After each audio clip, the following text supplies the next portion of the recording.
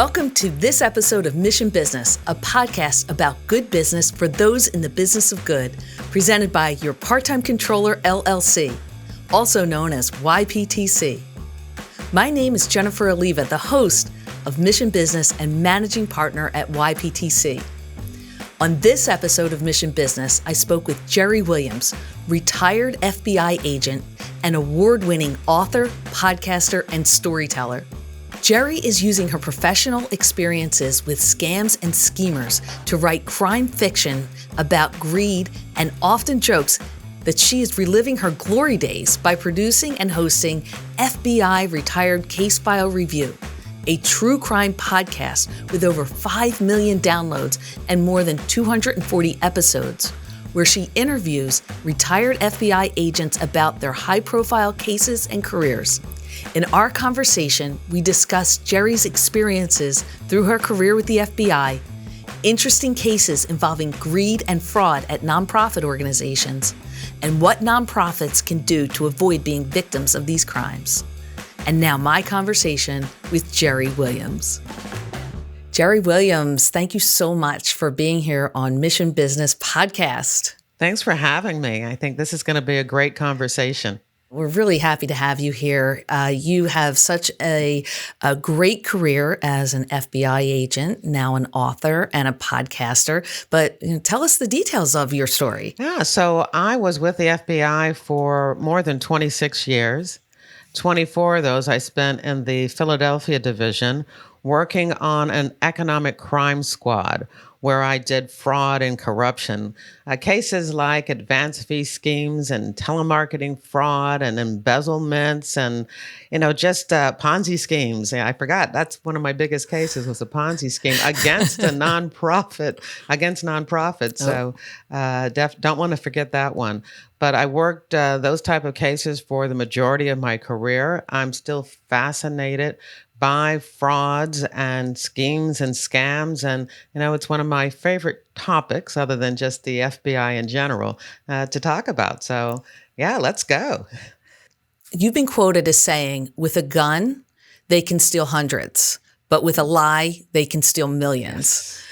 That is so profound and relevant to some of the nonprofit schemes that we're going to talk about today. So I'd really like to, should we get into the stories? Yeah, let's do that. I just want to cover a number of recent crimes that have occurred that just really show you what nonprofits have to be concerned about when it comes to fraud and corruption. For sure. I think it would be good for us to hear the story and then we can connect it because we're accountants and this Mission Business Podcast focuses on the business of nonprofits. What are the internal controls that were broken in the story and then what nonprofits can do to prevent these crimes and these issues from happening to them? I think that would be good to connect it, connect all the dots. Yeah, I think so too. The first one is Tiffany Carr.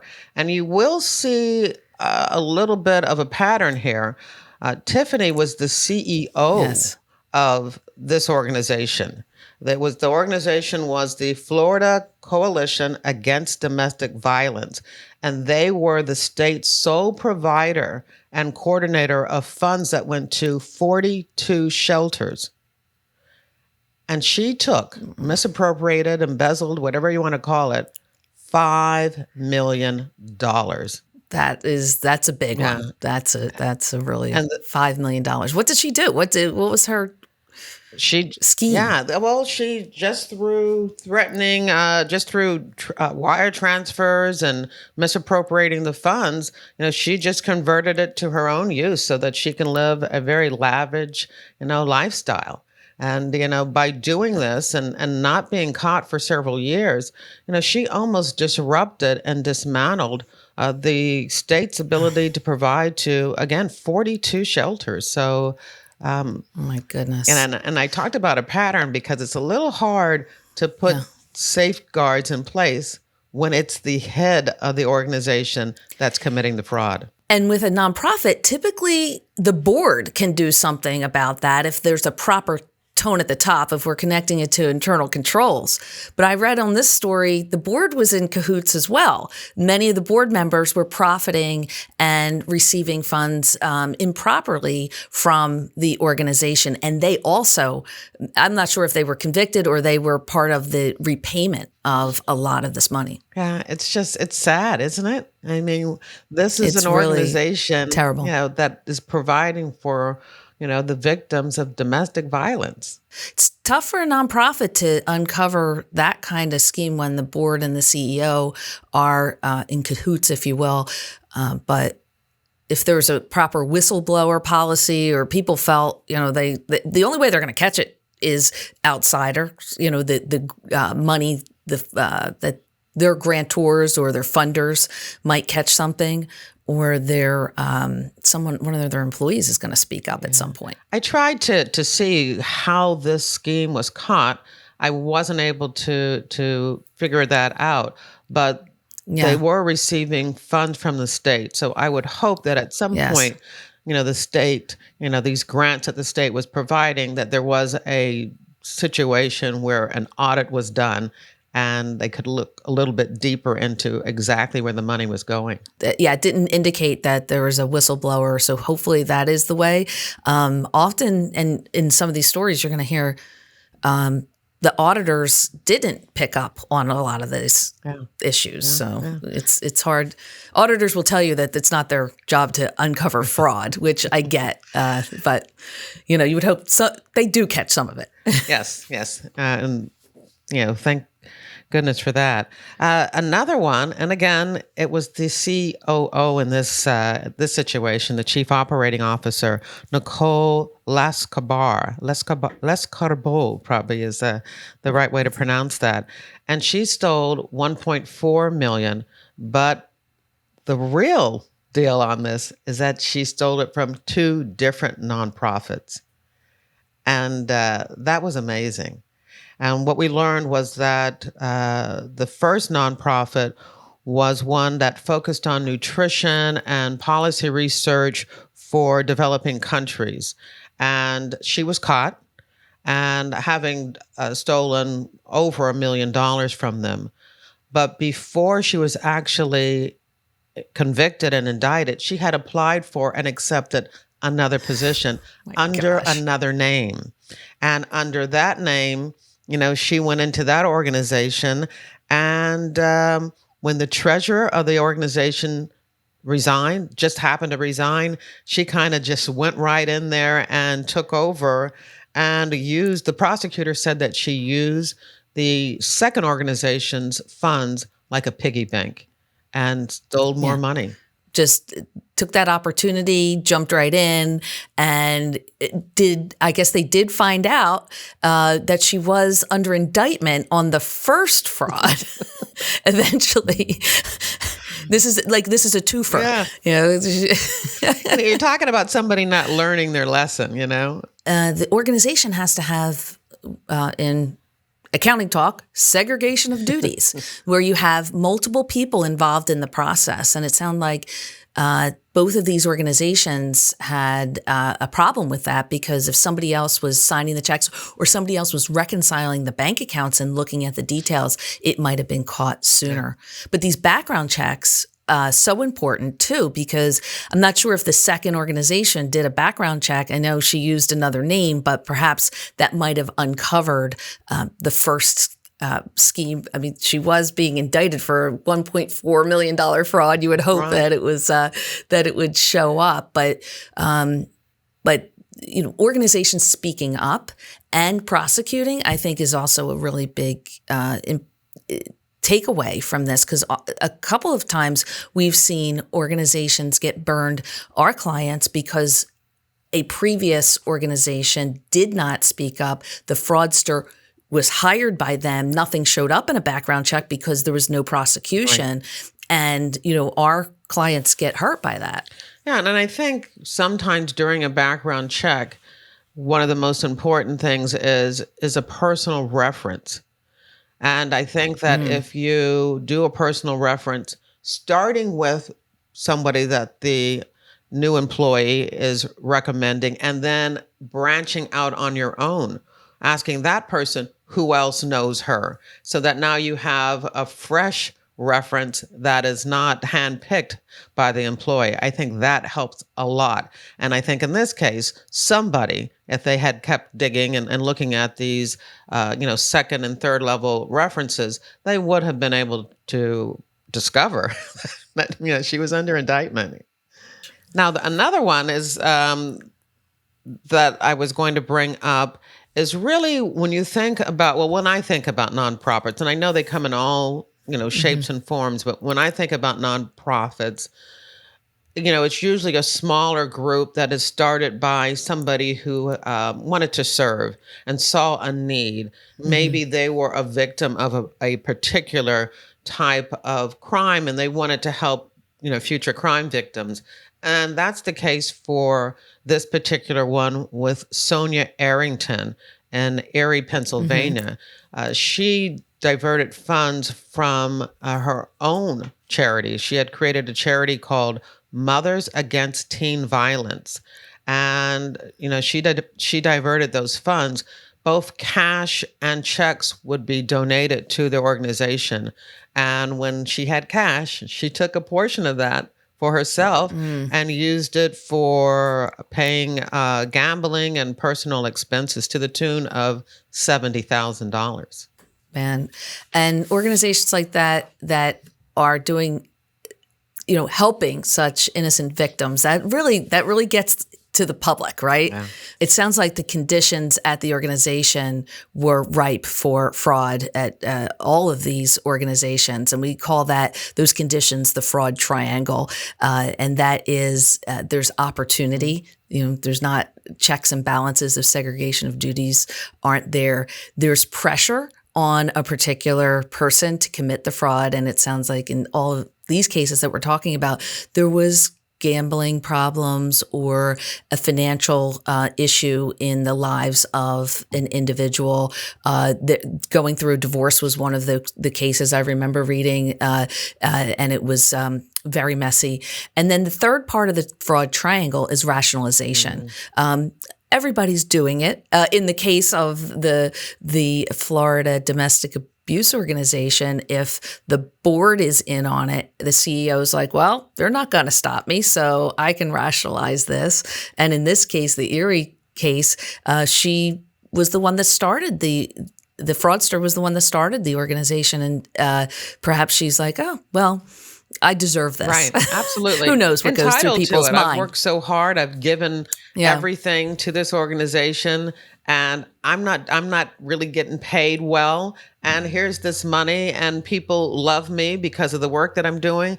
They're going to want me to, be happy and to, I, like you said, I deserve this. And that's the rationalization. And it sounds like in this case, in the Erie case, that was the executive director saying, money that we were receiving, she's pulling out of the organization before it even gets to the organization, other than someone writing checks and taking money out of the organization in that way, in the expense side of things. So we're covering all bases here. Yeah, and I think it's even harder for someone to detect, that type of embezzlement when it hasn't even been, put on the books yet. That's a tough one. And the only way we know is to have dual control over cash when it comes in the door. When checks come in, it's a little easier. When cash comes in, that makes it really tough. Absolutely. Absolutely. Hi, everyone. Thanks for listening to Mission Business Podcast. My name is Carol Melvin, and I'm a senior manager and leader in YPTC's Washington, D.C. office. YPTC is currently hiring nationwide. We offer a flexible work environment, 35-hour standard work week, perks and incentives, full benefits, as well as full and part-time positions to fit your needs. The best part? You can use your accounting skills for good and directly impact the success of amazing nonprofit organizations. At YPTC, we know that a career is not one size fits all. We are dedicated to a workplace guided by trust, support, education, integrity, equity, community, and strong relationships. YPTC is consistently recognized for its strong and employee-focused culture. Most recently, we appeared on Inc. magazine's Best Places to Work list and ranked second in Accounting Today's Best Accounting Firms to Work For. So what's next? Are you ready to love your job? Apply today on YPTC.com or contact careers@YPTC.com. We can't wait to meet you. All right. So the next one, again, is the head of the organization, and his name was Michael Meekum, and he's the president of a nonprofit training program. Now, he was earning $194,000 a year running this training program. What's so ironic is that the training program taught bankers how to combat fraud.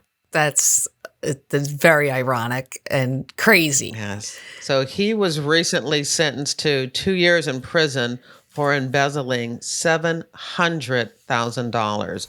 He was using the funds to go to casinos and cruises and to pay alimony to his 3 ex-wives. Yeah. That's how it happens. And there's that pressure that we were talking about before.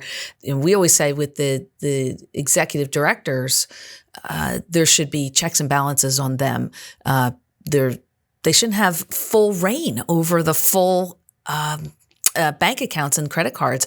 The board should have some oversight on the executive directors' payments that they're making to themselves specifically. They should never be like signing checks to themselves, nor approving their own credit card statement or payments that they're making for their expenses. So we always recommend that a treasurer or the board chair look at that. Yeah, and I've actually sat on several boards for nonprofits, and they always did a financial report, but the reality is we weren't looking into all of the the accounting that's on there. We just took the report, at full faith, and so definitely you have to rely on an outsource accounting firm to be able to really dig into this.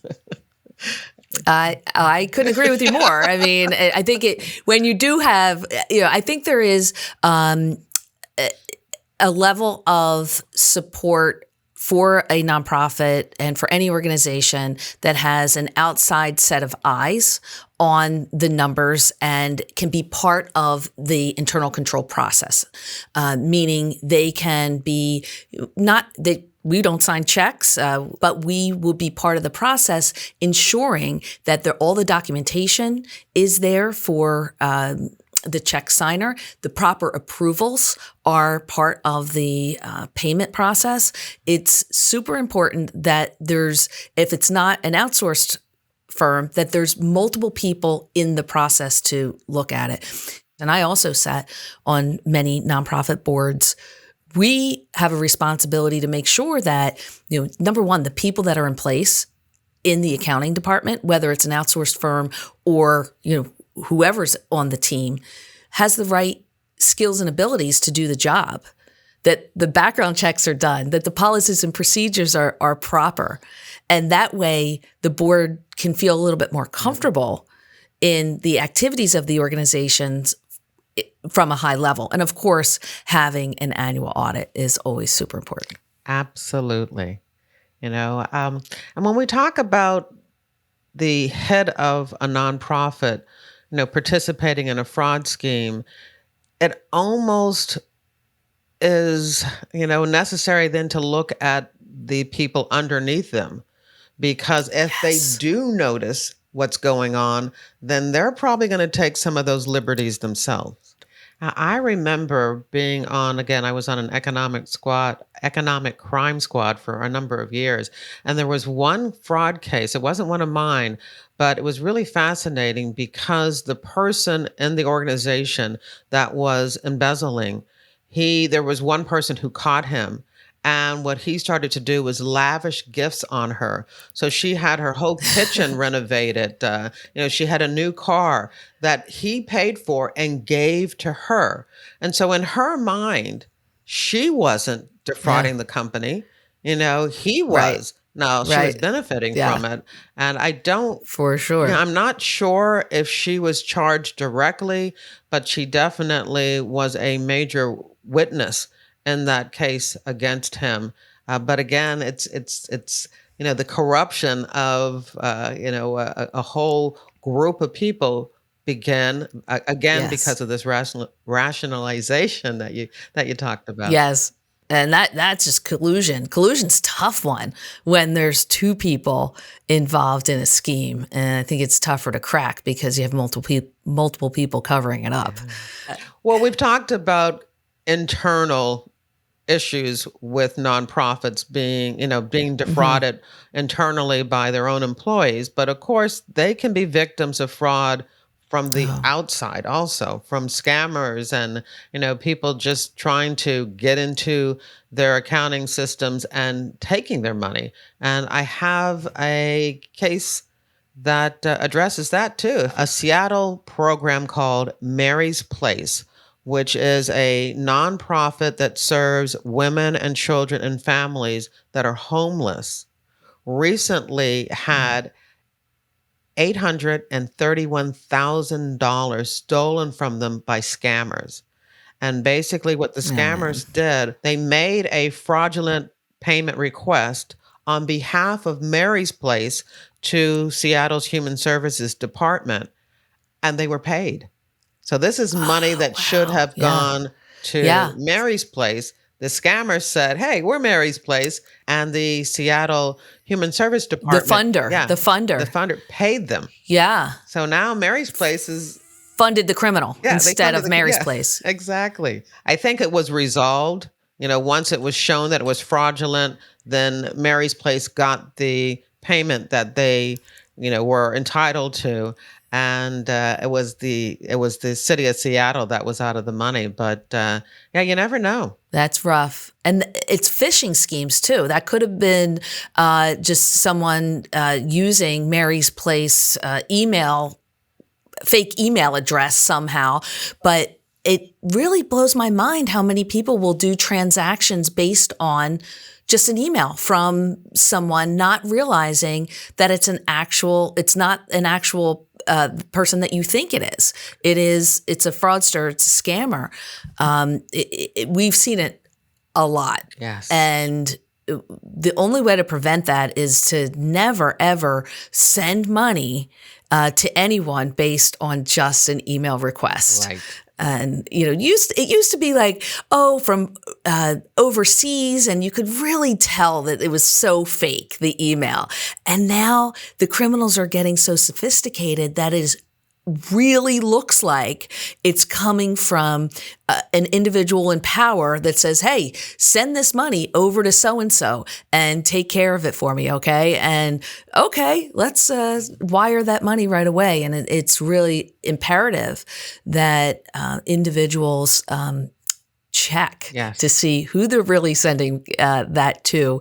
But also, I think it's really helpful for nonprofits to have training on phishing schemes and potential. I like when there are fake phishing schemes where the IT department sends people fake phishing schemes and tries to see if they'll fall for it. Wow. Yes. It's a good way to train people. Yes. And a great tip, and this is just the basic tip, because I get those emails every single day. And I just, the first thing that you need to do is just to look to see where it came from. Look at the actual address.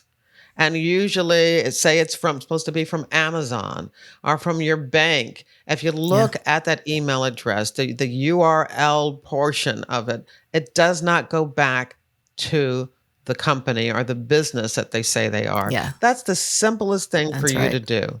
But if it is a request from somebody that you do have an account with, delete the email, go right into your account. And if there's no request for payment or there's no error in accounting, then just move on. It was fake. It's not real. You don't have to worry about anything. Yeah. Yeah, absolutely. Such good advice.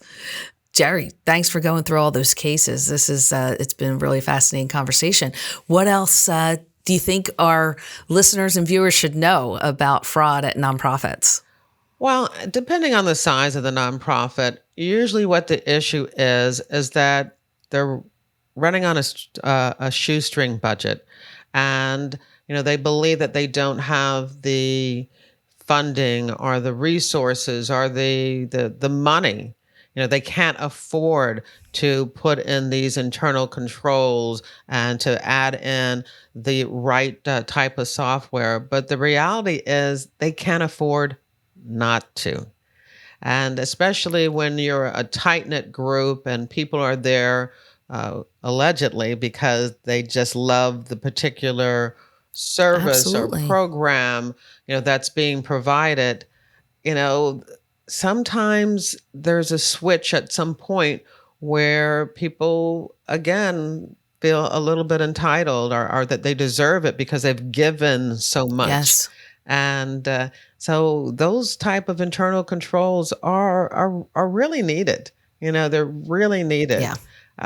On every situation where you hear the story about and it's usually a woman, I had to say, even though 75% of frauds are committed by men. But when it comes to like the little sweet bookkeeper or somebody that works in a nonprofit, it is usually a woman. And those situations, it's like a kick to the gut to know that somebody that you've trusted, maybe even loved, because they worked with you so long and you cared for them so much, has stolen from your nonprofit. It's a sad situation. Well, it has been a pleasure meeting you. I've listened to some of your podcasts. They're great. I plan on following you even more now, getting to know you like this, and just so appreciate you being here, Jerri. Thank you so much. Well, thank you for having me. I love to talk about my favorite subject, which is fraud and scams. And you are great at it. Thank you. That was my conversation with Jerri Williams, retired FBI agent and award-winning author, podcaster, and storyteller. To learn more about Jerri Williams, visit jerriwilliams.com. Up next, we will hear from YPTC's own Geraldine Dressler and YPTC associate Jennifer Blasi in our Ask the Controller segment. Jennifer previously worked as a forensic accounting and litigation consultant, and we'll hear some helpful hints for preventing fraud at nonprofits. Hello and welcome to Ask the Controller. I'm your host, Geraldine Dressler, and a big welcome to our guest, Jen Blasi. Jen, thanks for being here today. Thanks for having me. So Jerri talked about boards receiving financial reports, but then not questioning the underlying accounting. I think the issue here is trust, right? It's human nature to be trusting of people who work at nonprofits because we assume they're good hearts or attracted to the mission. But how can board members and executive directors also remain vigilant to protect their organizations from fraud? Sure. So we see all too often that it's the insiders who are committing fraud. And so it's really important for board members and executive directors to be vigilant and to be exercising healthy skepticism. Not every board member is going to understand accounting or know how to detect fraud, but there's a few basic things that every single board member can be doing to help with those efforts to detect fraud and help prevent fraud and even uncover fraud. And those main things are really to be present, to be active, to be curious, be random, and be mindful of opportunity. And so what does that mean? So be present, show up to those board meetings and committee meetings. You're on the board, that's part of your role, be there. Be active, participate, ask those questions, right? You may not understand those documents being put in front of you, those financial statements monthly, the annual audits, the annual 990s. You may not know what they mean, but ask questions. That's part of your job. You're not the expert as a board member. That's the staff's job to educate you. I have a client who recently added a new board member, and he said right away, I have a lot of questions. I'm not going to monopolize any one particular meeting, but I'm going to ask one question at every meeting. And he does that, and that really keeps the staff on their toes. Be random. That's what auditors are doing. They are being unpredictable so that people can't plan and they don't know what you're going to ask. So change up your questions every month. Ask about payroll and headcount. Next month, ask about revenue. Focus on not just big dollar items, but also small dollar items that are just under that materiality threshold where things can be buried, but they can also accumulate over time. We talked a little bit about the fraud triangle earlier, those three main areas that cause people to commit fraud. So motivation and rationalization are not things that a board member may be able to identify. What board members can control, what an organization can control, really is opportunity. And so those are the areas you really want to focus on. Where are the opportunities for fraud at this organization? So ask questions about that. What are the internal controls? What are the segregations of duties? What is the organization doing to safeguard their cash and to also control outgoing payments? Those are really the areas that you can focus on as a board member. Yeah, so it sounds like it's a lot of trust but verify, right? You want to ask those questions and really just have that confidence that your questions are not dumb questions, because if you have them, then it's likely that there are other board members that have them too. So that's some great advice, Jen. You recently gave a webinar to a group of charity regulators from around the country. What observations did you talk about as being key areas where nonprofits can often fall victim to fraudsters? And then what can nonprofits do to prevent these types of frauds? Sure. So in that presentation, we really highlighted three main areas of fraud risk we see most commonly at nonprofit organizations. And those have to do with payment schemes, where employees or managers can steal from the organization. And so those areas include accounts payable, payroll, as well as credit and debit cards and employee expense reimbursements. So the main ways that nonprofits can protect against fraud in these areas are really similar to the things we just talked about. It's really having those internal controls in place, those segregations of duties, and the oversight. So it sounds like we're asking a lot of board members to be in a role and asking questions, but there's really a lot of things that they can do that don't require a lot of time commitment, which include, asking questions and being random with what you're doing, so that the staff know that you're there, you're present, and you're watching. Yeah, and that in and of itself is part of the internal control structure, right? I mean, even with the 990, there's a requirement to circulate that among board members for review. So it sounds like the name of the game is to speak up, to ask questions, and again, trust but verify. So great advice. Thank you so much, Jen, for being with us today. Thanks for having me. Thank you for joining me for this episode of the Mission Business Podcast. We look forward to bringing you more stories of innovation and perseverance from nonprofits around the world. I want to thank our team at PWP Video for their guidance and assistance in the development and production of this podcast. They are a great partner for Media with a Mission, and you can find them at pwpvideo.com. Additional information about this episode can be found at missionbusinesspod.com. And follow us on social media at Mission Business Pod on Twitter, Instagram, and Facebook. I want to thank our guests for this episode, Jerri Williams and YPTC associate Jennifer Blasi. This podcast was produced by Erica Blair and Geraldine Dressler of Your Part-Time Controller, LLC. Dave Winston and Michael Schweisheimer are the producers from PWP Video. And the show was directed and edited by Pat Ganley. My name is Jennifer Oliva. Thank you for joining us for this episode of Mission Business, brought to you by Your Part-Time Controller, LLC.